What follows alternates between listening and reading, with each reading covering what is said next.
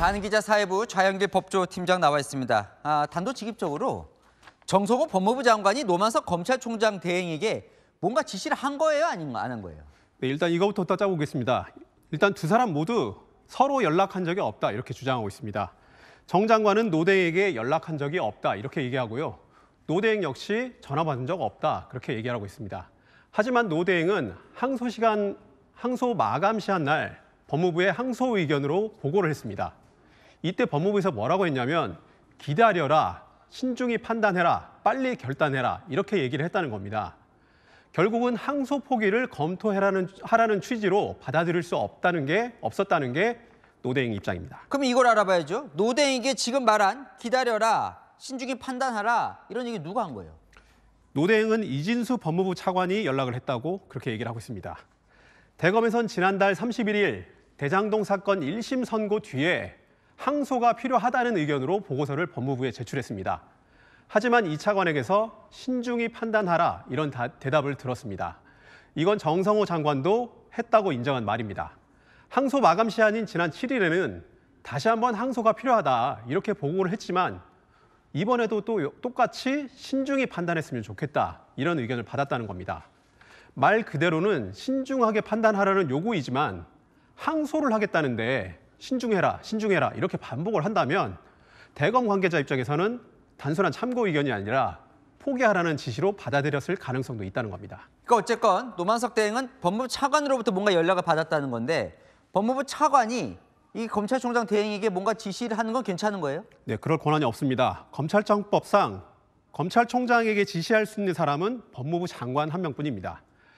이진수 차관이 만약에 본인 마음대로 직접 지시를 했다면 월권이 됩니다. 검찰청법 위반 소지가 있습니다. 하지만 이진수 차관은 지시 자체를 아예 한 적이 없다 이렇게 부인하는 입장입니다. 아예 한 적이 없다라고 지금 하고 있군요. 그런데 결국 이제 정성호 법무부 장관이 신중히 하라. 이게 야당은 이게 외압 아니냐. 이게 수사 지휘다. 이렇게 얘기를 하고 있어요. 네, 어떻게 봐야 돼요? 같은 행동을 보고 정반대 해석이 나오는 건데요. 민주당과 법무부는 단순한 의견 전달에 불과하다는 겁니다.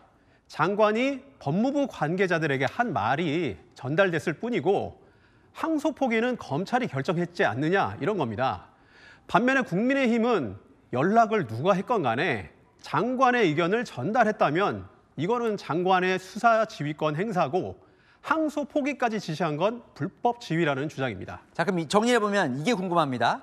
장관이 직접 대행한테 뭔가 한 적은 없다는 거예요. 그렇죠? 그런데 차관을 통해서 뭔가 지시를 했어요. 장관이 만약에. 그렇다면 그것도 장관의 수사 지휘로 볼 수는 있는 거예요? 그럴 여지가 있습니다. 왜냐하면 수사 지휘 방식에는 제한이 없습니다. 역대 수사 지휘권을 행사한 법무부 장관은 천정배, 추미애, 박범계 이렇게 3명밖에 없습니다.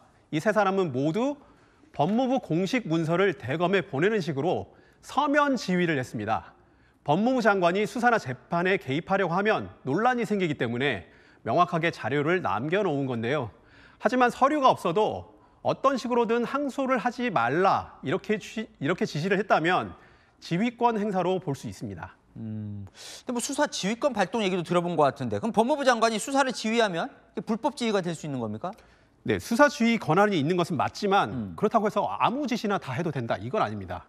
예를 들어서 검사장이 자신과 친분이 있는 사람이 수사를 받고 있는데 담당 검사에게 이 사람 기소하지 말아라. 나하고 친한 사람이다. 그렇게 얘기하면 불법 지시가 되겠죠. 실제로 수사 지휘도 직권남용으로 처벌된 사례가 있습니다. 법이 정해진 수사 지휘권 행사라도 내용이 부당하다면 불법 소지가 있는 겁니다. 근데 이제 법무부 쪽 얘기는 알겠고 근데 사실은 어차피 항소를 안 한 건 검사들이잖아요. 검사들도 좀 책임을 떠넘기기는 좀 어려운 거 아닙니까? 네, 맞습니다.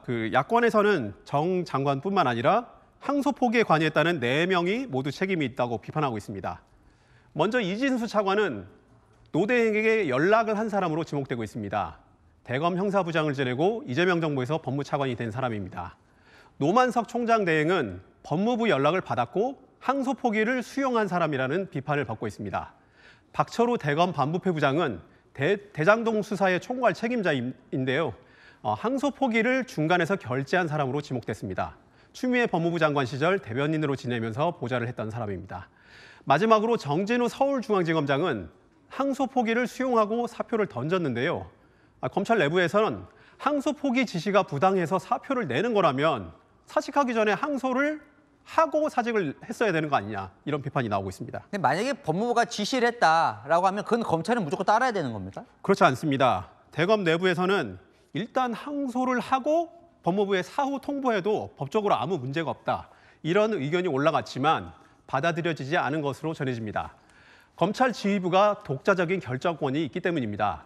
법무부가 항소 포기를 지시했더라도 노만석 직무대행이나 박철호 반부패부장, 정진우 지검장 이렇게 세 사람 중에 한 사람만 거부를 했더라도 오늘 같은 사태는 없었을 거라는 게 검찰 내부에서 나오는 목소리입니다. 뭐 예전에 그 결기 있는 검찰 모습들은 지금 없는 것 같습니다. 아는 게 자연계 차장이었습니다.